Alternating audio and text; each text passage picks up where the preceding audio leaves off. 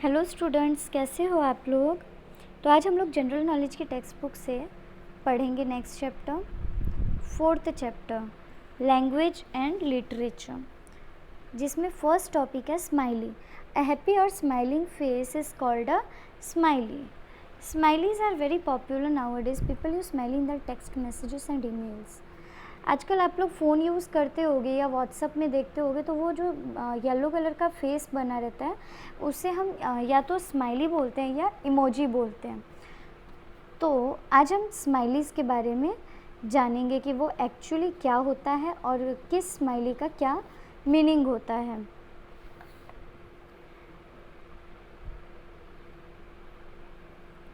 सबसे फर्स्ट में देखिए, एक प्यारा सा स्माइल करता हुआ फेस है.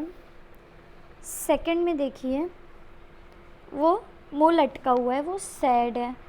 थर्ड में है वो कुछ सोच रहा है ना. फोर्थ में है कि वो हे भगवान ये क्या हो गया, ऐसा शॉक्ड है, देख के सरप्राइज्ड है. फिफ्थ में उसकी आंखें रेड है, उसका सिर रेड है, जिसका क्या मतलब है कि वो एंग्री है, क्या है, गुस्सा है. उसके बाद सिक्स्थ में है मुंह लटका के बैठा हुआ है, वो टेंशन में लग रहा है.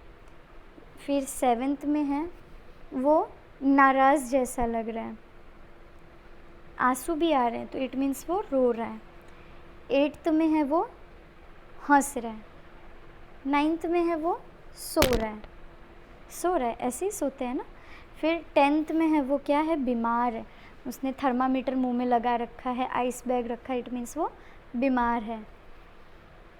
11th में क्या है, इंजॉय कर रहा है. टोपी आप कब लगाते हो, जब आप बर्थडे सेलिब्रेट करते हो, बर्थडे पार्टी में जाते हो, तो इट मीन्स वो पार्टी कर रहा है. और 12th में उसने अपनी जीभ बाहर निकाला हुआ है. तो ये सारे इमोजीज़ हमें देख के उनके फीलिंग्स पता चल जाते हैं कि हम क्यों भेजते हैं. हम उन्हें अपनी फीलिंग्स बताने के लिए व्हाट्सएप में या टेक्स्ट मैसेज या ईमेल्स में ये सब यूज़ करते हैं कि हाँ, उनके उस मैसेज पे हमारा क्या रिएक्शन है. उसी तरह से ये है, इसे किसी किसी फ़ोन में जहाँ इमोजीज़ नहीं आते, हम ये सब डाल के भी इमोजीज़ बना सकते हैं. तो अब हमें ये फिलअप करना है. फर्स्ट वन क्या था, फर्स्ट वन क्या है वो हमें पहचानना है. तो फर्स्ट वन में वो स्माइल कर रहे हैं, तो हम क्या लिखेंगे यहाँ से, confuse laughing smile. Yes, smile आएगा, तो फर्स्ट के नीचे क्या हो जाएगा, सी हो जाएगा. सेकंड वन है, क्या बताया था मैंने, ये मुंह लटकाया है, मुंह लटका हुआ है, इसका इट मीन से सैड है, तो क्या लिखेंगे, कंफ्यूज लाफिंग स्माइल टंग सैड. क्या है वो, सैड है, तो 2 के नीचे लिखेंगे ई. थर्ड में वो कुछ सोच रहा है, उसके सिर पे उंगली है, इट मीन्स वो कुछ सोच रहा है, तो वो किसी चीज़ के लिए कंफ्यूज है. हम कंफ्यूज होते हैं तभी सोचते हैं कि हाँ, मतलब इन दो या इन तीन ड्रेसेस में से हमें क्या पसंद है, तो हम सोच समझ के ख़रीदते हैं ना कि 3 ड्रेसेस में या 3 कपड़े में से कौन सा पसंद है. तो उस तरह से वो सोच रहा है, कंफ्यूज है. तो 3 के नीचे फर्स्ट वन क्या है, कंफ्यूज्ड, वो डालेंगे. फिर है 4. फोर्थ में वो शॉक्ड है, इट मीन्स सरप्राइज्ड है, तो सरप्राइज्ड एफ है, तो 4 के नीचे एफ लिखेंगे. और इसी तरह से सारे स्माइलीज़ आपको फिलअप करने हैं. किसका क्या मीनिंग है वो मैं आप लोगों को ऑलरेडी एक बार बता चुकी हूँ और वो इजी है पहचानना. नेक्स्ट टॉपिक है मार्बल चैम्प. अब इसमें हमें क्या करना है, इसमें 1 2 3 4 5 बच्चे हैं और उनके ड्रेस के कलर के उनके मार्बल्स हैं. तो अब हमें क्या करना है, किसका कितना मार्बल है वो काउंट करके लिखना है. जिसमें से जो डार्क पिंक है उस कलर का, उसमें ऑलरेडी सॉल्व है कि टोटल 50 मार्बल्स में से 9 उसका है. तो ये हमें एक्चुअली फ्रैक्शन फॉर्म में लिखना है, जिसमें कि एक लाइन रहेगा, लाइन के नीचे जो 50 है वो टोटल है, तो और उसमें से ऊपर 9 लिखेंगे, तो 9/50 हो जाएगा वो. जिसका मतलब है कि 9 मार्बल्स उन 50 में से 9 उसके हैं। तो इस तरह से हमें बाकी सबका भी करना है। तो जब भी हम फ्रैक्शन लिखते हैं तो जो टोटल अमाउंट है वो बार बार बदलता नहीं है, इसलिए बाकी 4 बच्चों के लिए भी हम क्या करेंगे, एक लाइन खींचेंगे और उसके नीचे 50 लिख देंगे और ऊपर जो नंबर आएगा वो काउंट करके लिखेंगे। एक्सप्लेन करती हूँ मैं। पहले ब्लू टी शर्ट वाले लड़के का हम मार्बल्स काउंट करते हैं 1 2 3 4 5 6 7 8 9 10 11 12 13। तो ब्लू वाले का कितना मार्बल है 1 3 13, फिर लाइन खींचेंगे यानी अपॉन 50, तो 13 अपॉन 50 हो जाएगा। उसी तरह से ग्रीन वाले के कितने मार्बल्स हैं 1 2 3 4 5, उसके ओनली 5 मार्बल्स है, तो हम क्या लिखेंगे 5 अपॉन 50। मैं ऑलरेडी बताई कि टोटल बार बार चेंज नहीं होता है, इसलिए हम डिवाइड बाय यानी अपॉन 50 ही लिखेंगे। सब में सेम। अब पिंक वाली का देखेंगे 1 2 3 4 5 6 7 8 9 10 11 12, उसके कितने मार्बल्स हैं 12 मार्बल्स हैं, तो क्या लिखेंगे 12 अपॉन 50। और लास्ट में येलो वाले का काउंट करेंगे 1 2 3 4 5 6 7 8 9 10 11, 11 अपॉन 50। और इसी तरह से हमने सबके मार्बल सबको बांट दिए और उसे फ्रैक्शन फॉर्म में लिख भी दिए। अब नेक्स्ट आते हैं फेमस बुक्स। अब हम बुक्स के बारे में जानते हैं जो कि फेमस है। सबसे पहले आता है आनंद मठ। ये इंडियन बुक है। It is a patriotic literary work by Bankim Chandra Chatterjee. The British government banned this book due to its patriotic content. Our national song Vande Mataram is taken from this book. Bankim Chandra Chatterjee की ये book है, इन्होंने लिखी है। Book का नाम है आनंद मठ। और इस बुक को ब्रिटिश में पढ़ना मना है। क्यों? क्योंकि ये इंडिया के बारे में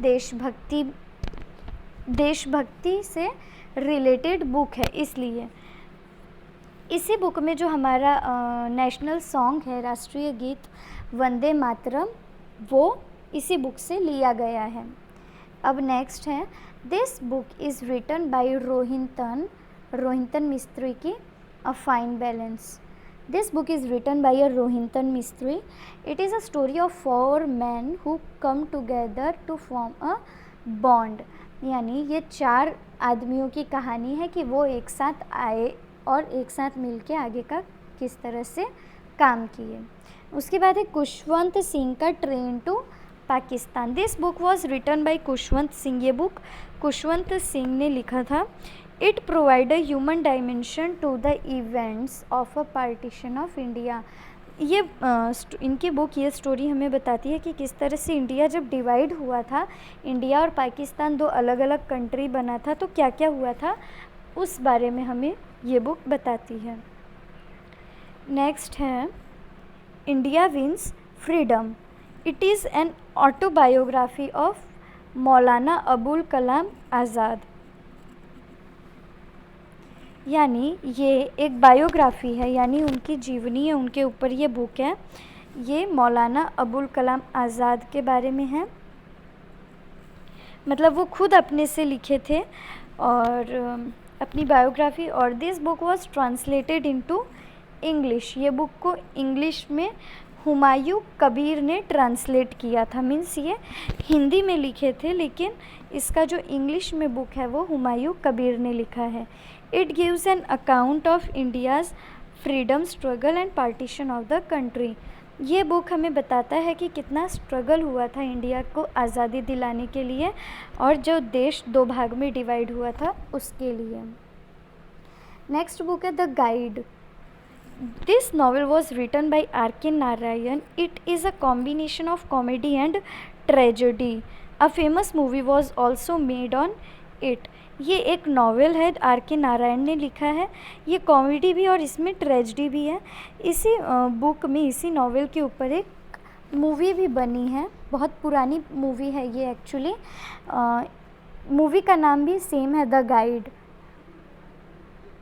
नेक्स्ट बुक है the Akbarnama. This book was written by Abul Fazl. ये बुक अबुल फजल ने लिखा था। It is a comprehensive account of Mughal emperor Akbar's reign। मतलब ये अकबर के शासन के समय की कहानी हमें मुग़ल एम्परर अकबर के शासन के समय की कहानी बताता है। मोहनदास के गांधी ऑटोबायोग्राफी, ये खुद गांधी जी ने अपनी बुक लिखी थी। It is an autobiography of Mahatma Gandhi. Auto यानी खुद से, बायोग्राफी यानी लिखना खुद के बारे में, तो वो खुद से खुद के बारे में लिखते हैं, उसे हम ऑटोबायोग्राफी बोलते हैं। तो ये महात्मा गांधी की ऑटोबायोग्राफी है। This book describes Gandhi ji success and failures with his fight against almost everything that challenges a human being. ये बुक हमें गांधी जी किन चीज़ों में सक्सेस हुए, किन चीज़ में सक्सेस नहीं हुए, कैसे किस चीज़ के लिए लड़े, वो सारी उनकी कहानी इस बुक में हमें मिलती है।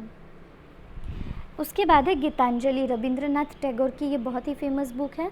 This book is collection of poems by Rabindranath Tagore. ये बुक में पोएम है रविंद्रनाथ टैगोर के सारे ही।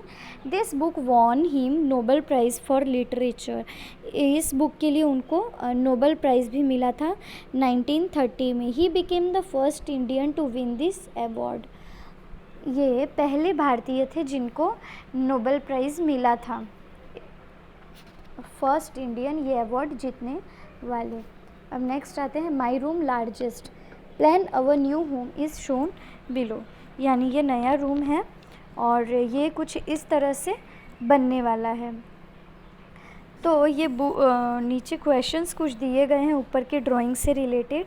Can you study it and answer some questions. अब हमें ये देख के इसके क्वेश्चंस के आंसर्स देने हैं। तो which is the biggest room. अब इन ड्राइंग्स में आप देखो कि सबसे बड़ा रूम कौन सा है। बाथरूम नहीं है, डाइनिंग रूम नहीं, किचन नहीं है, गेस्ट रूम बड़ा है पर सबसे बड़ा नहीं है, बेडरूम भी सबसे बड़ा नहीं है। तो सबसे बड़ा क्या है, ड्राइंग रूम यानी हॉल। तो ड्राइंग रूम सबसे बड़ा है। फिर नेक्स्ट क्वेश्चन है what is the area of garden. Garden का एरिया कितना है। तो इसे एक बॉक्स को हमने 1 इंच मान के चलते हैं। तो कितने बॉक्स हैं, 1 2 3 4 5 6 7 8, यानी 8 इंच का गार्डन है। तो गार्डन का एरिया कितना है, तो 8 inches. How large is dining room. अब डाइनिंग रूम कितना बड़ा है वो हमें काउंट करके लिखना है। डाइनिंग रूम यहाँ है 1 2 3 4 5 6 7 8 9 10 11 12, यानी 12 इंचज़ का डाइनिंग रूम है। उसके बाद है विच इज़ बिगर, बेडरूम और गेस्ट रूम। अब बड़ा क्या है, बेडरूम बड़ा है, बड़ा कौन सा रूम है, बेडरूम बड़ा है या गेस्ट रूम बड़ा है। तो इसके लिए हमें बॉक्स काउंट करना होगा। बेडरूम पहले गेस्ट रूम का बॉक्स काउंट कर लेते हैं। 1 2 3 4 5 6 7 8 9 10 11 12 13 14 15 16 17 18 19 20 21 22 23 24, यानी 24 इंचज़ का गेस्ट रूम है। और बेडरूम कितने इंचज़ का है, 1 2 3 4 5 6 7 8 9 10 11 12 13 14 15 16 17 18 19 20 21 22 23 24 25, यानी बड़ा क्या है, बेडरूम है। गेस्ट रूम 24 इंचज़ का है और बेडरूम 25 इंचज़ का है। अब आगे आते हैं river Setu. Rob has to cross the river in this dangerous stone bridge. He must step only on stones that are increasing order. The other stones will sink. Find the correct stones and color them in green. यानी रवि है, उसे ये bridge, ये रवि है, इसे ये bridge cross करना है। अब वो उसी स्टोन पे पैर रखेगा जो कि इंक्रीजिंग ऑर्डर में है। और अगर उसने कम नंबर वाले स्टोन पे पैर रख दिया तो क्या होगा, वो स्टोन गिर जाएगा और रवि डूब जाएगा। इसलिए हमें उसे सही पहुंचाना है। तो सबसे पहले सबसे छोटा नंबर है 12971। तो पहले रवि इस स्टोन पे पैर रखेगा। फिर 14883, तो ये इससे ज़्यादा है तो इस पे पैर रखेगा। फिर 14884, इस पे भी रवि पैर रख सकता है क्योंकि वो 14883 से बड़ा है। फिर नेक्स्ट है 14779, तो ये एक्चुअली छोटा है। तो रवि को ये क्रॉस करके इसके आगे वाले स्टोन पे पैर रखना होगा। 15210, 15210 से बड़ा है 15899, नेक्स्ट स्टेप वो इस पे रखेगा। फिर 16001 पे एक पैर रखेगा। उसके बाद नेक्स्ट स्टोन है 10999, तो ये छोटा है इसलिए इस पे पैर नहीं रखेगा। इसके आगे जो 16721 वाला स्टोन है, अगला कदम रवि उस पे रखेगा। उसके बाद नेक्स्ट है 17003, वो भी इंक्रीजिंग नंबर है, नेक्स्ट स्टेप उस पे रखेगा। उसके बाद 4321, इस पे रवि पैर नहीं रखेगा क्योंकि ये छोटा है। फिर वो अगला स्टेप रखेगा 20123 पे। उसके बाद 2125 पे नहीं रखेगा क्योंकि वो छोटा है। 21251 पे वो पैर रखेगा क्योंकि वो बड़ा स्टोन है। उसके बाद 22101 पे स्टेप रखेगा क्योंकि वो बड़ा स्टोन है। और उसके बाद 3091 पे नहीं रखेगा, डायरेक्ट ज़मीन पे वो चला जाएगा। और इस तरह से रवि ने सक्सेसफुली स्टोन को क्रॉस कर लिया है। अब हम ऑथर्स के बारे में जानते हैं। हम बुक के बारे में जान चुके हैं, अब ऑथर्स के बारे में जानते हैं। ऑथर मतलब क्या होता है? ऑथर मतलब होता है कि किसी बुक के writer. Beastly Tales from Here and There is a collection of animal stories by Vikram Seth in the form of poetry. The stories are from India, China, Greece and Ukraine and from what the author calls the land of Go. मतलब ये विक्रम सेठ है जिनकी story है beastly tales from here and there, जो कि जानवरों की story है, पोयम की तरह लिखी गई है। और ये story India, China, Greece, Ukrainian countries के बारे में भी बताता है। नेक्स्ट है a journey to the centre of the earth by Jules Verne is a story about thrilling trip to the earth centre by a German professor, his nephew and their guide. It is a science fiction novel. ये एक science fiction यानी science के ऊपर novel है। ये story है कि अर्थ के सेंटर में क्या है और कैसा है उसके बारे में ये लिखे हैं। ये राइटर कौन है? Jules Verne. नेक्स्ट है the thief lord by Cornelia Funke follows the story of two brothers Prosper and Bo who run away to Venice, Italy. They are taken in by a group of orphans who live in an abandoned movie theater. मतलब ये story है दो भाइयों की, prosper और बो की, जो कि भाग गए थे और भाग के इटली में चले गए थे, इटली में वेनिस नाम की जगह पे। और वहाँ पे वो ऑर्फन्स यानी अनाथों के साथ रहने लगे थे। और वो अनाथ कहाँ रहते थे? एक मूवी थिएटर में, जो कि बंद हो चुका था। तो इस बुक का नाम है द थीफ लॉर्ड, जो कि काफ़ी इंटरेस्टिंग है और इसकी राइटर हैं कॉर्नेलिया फुनके। नेक्स्ट है little women by Louisa May Alcott. Louisa May Alcott ने लिखी है little women. Is a story of 4 sisters. ये 4 बहनों की कहानी है। बहनों के नाम हैं Meg, Jo, Beth and Amy. Growing up in their family home. It is a novel for girls. वो अपने परिवार में किस तरह से बड़ी हुई उस बारे में, और ये लड़कियों के बारे में नॉवल है। नेक्स्ट है Charlie and the chocolate factory, Roald Dahl. Roald डाल की स्टोरी है, बुक का नाम है Charlie and the chocolate factory. ये story is a story of a boy and his adventures inside the chocolate factory of a crazy candy maker Willy Wonka. The sequel of the book was written in 1972. The author also planned a third book in the series but never finished it. मतलब ये रोald डाल ने लिखी थी। First part है इस book का, जिसमें कि एक बॉय की वो एक चॉकलेट फैक्ट्री में चला गया था जहाँ किस तरह से चॉकलेट बन रहा है वो सारी चीज़ें वो देखा, उसके बारे में उसने उसका दूसरा पार्ट भी बनाया था 1972 में। वो इस बुक का थर्ड पार्ट बनाना चाहता था पर वो कभी वो फिनिश नहीं हुआ, वो बुक वो कभी पूरी तरह से बना नहीं पाए थे। अब नेक्स्ट टॉपिक है कॉन्ट्रैक्शंस इन कंस्ट्रक्शंस। अब कॉन्ट्रैक्शंस क्या है? आप लोग इंग्लिश ग्रामर में पढ़े होंगे, मतलब किसी वर्ड का शॉर्ट फॉर्म, और उसे कंस्ट्रक्शन में किस तरह से यूज़ किया गया। पहला एग्जांपल है डू नॉट। डू नॉट को किस तरह से लिखना है? डोंट। डू नॉट को हम कैसे लिखते हैं? डोंट लिखते हैं। इंग्लिश में आप लोग ने पढ़ा होगा, राइट। अब पहला है watch out, you are in danger. तो अभी यहाँ कंस्ट्रक्शन का काम चालू है, यहाँ पे हमें इन लोग जो आपस में बातें कर रहे हैं उसमें से हमें क्या करना है? कॉन्ट्रैक्शन ढूंढ के लिखने हैं। तो यू आर के नीचे क्या है, डैश है, तो हम यू आर कैसे लिखेंगे, वाई ओ यू और apostrophe R E, you are. उसी तरह से दे आर नॉट रेडी, तो कैसे लिखेंगे, T H E Y, they apostrophe R E, they're. Next है I would not do that, तो क्या लिखेंगे, आई वुडंट डू दैट लिखेंगे कैसे, W O U L D, would, फिर एन, फिर apostrophe T, I wouldn't do that. This is not what I want, तो यहाँ that is not what I want, तो क्या लिखेंगे, that isn't what I want, तो I S N apostrophe T. I can not carry this, तो can not का contraction क्या होगा, can't, I C A N apostrophe T, I can't carry this. Next है it is this one, तो ये क्या लिखेंगे, इट इज़ का क्या होगा, it's, I T apostrophe S. Next है वी आर रेडी, तो वी आर हम कैसे लिखेंगे, W E apostrophe R, we are apostrophe R E, we are हो जाएगा। नेक्स्ट है आई विल क्लाइंब अप, तो आई विल कैसे लिखेंगे, आई एपोस्ट्रॉफी डबल एल, और इस तरह से हमने कॉन्ट्रैक्शन को कंस्ट्रक्शन में कैसे यूज़ होगा कंप्लीट किए। और यहाँ पे आपका ये चैप्टर कंप्लीट हुआ जनरल नॉलेज का। Thank you.